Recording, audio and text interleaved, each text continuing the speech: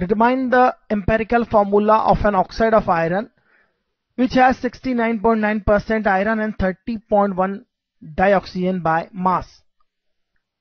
Empirical formula find करने का तरीका क्या है, यह देखिए। परसेंटेज जो होता है उससे हम डिवाइड करते हैं उनके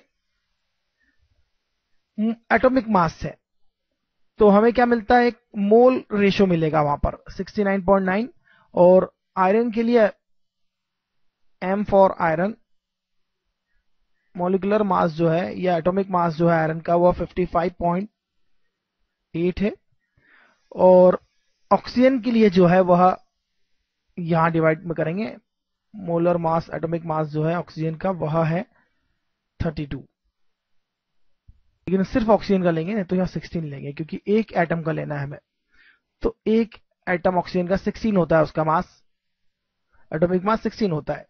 तो यहां हम 55.8 से डिवाइड करेंगे, या 16.0 से डिवाइड करेंगे। तो यह बेसिकली रेशियो जो होगा, इन दोनों का जो रेशियो होगा वो मोल रेशियो होगा, ratio of number of moles.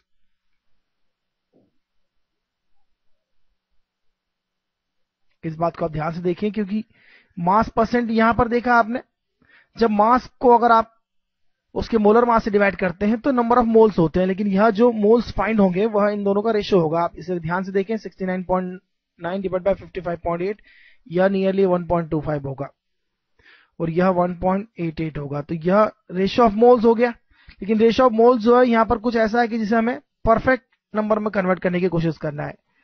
तो क्यों ना इसे 1.25 से डिवाइड करने की कोशिश करें। 1.25 से डिवाइड करते हैं दोनों को, तो क्या मिलता है देखते हैं हम। यहां तो मिलेगा 1। रेशियो ऑफ मोल्स को हम थोड़ा सिंप्लीफाई करने की कोशिश कर रहे हैं। पहले जो 1.25:1.88 था वह 1.25 से डिवाइड करने के बाद 1, और यह हो जाएगा 1.5 नियरली। रेशियो को फिर से सिंप्लीफाई करने के लिए हम इसे 2 से मल्टीप्लाई कर देते हैं। 2 से मल्टीप्लाई करेंगे तो यह 2 हो जाएगा, यह 3 हो जाएगा। मतलब साफ है, यह जो रेशियो है Fe के अगर 2 एटम है तो ऑक्सीजन के 3 एटम होंगे, क्योंकि मोल का जो रेशियो है वही उनके एटम के नंबर्स का रेशियो होगा। तो एम्पेरिकल फॉर्मूला जो सिंपलेस्ट फॉर्मूला है वो Fe2O3 होगा। This is the empirical formula. बहुत सिंपल सी बात है, समझना बड़ा आसान है। ऑर्गेनिक केमिस्ट्री में हम ऑर्गेनिक कंपाउंड्स के लिए ये सब पढ़ते हैं, लेकिन एम्पेरिकल फॉर्मूला अगर यहां से फाइंड करना है तो आप सिंपल से देख सकते हैं कि मास का परसेंटेज आपको पता है, मास परसेंट को आप मोल रेशियो में कन्वर्ट करने के लिए उनके रेस्पेक्टिव मोलर मास से डिवाइड कर दीजिए। तो यह नंबर ऑफ मोल्स इसके हो जाएंगे, यह नंबर ऑफ मोल्स इसके हो जाएंगे। अगर आप 100 ग्राम लेके चलते हैं सपोज, तो 100 ग्राम में 1.25 मोल जो हो जाएगा आयरन का हो जाएगा, 1.88 मोल ऑक्सीजन का हो जाएगा।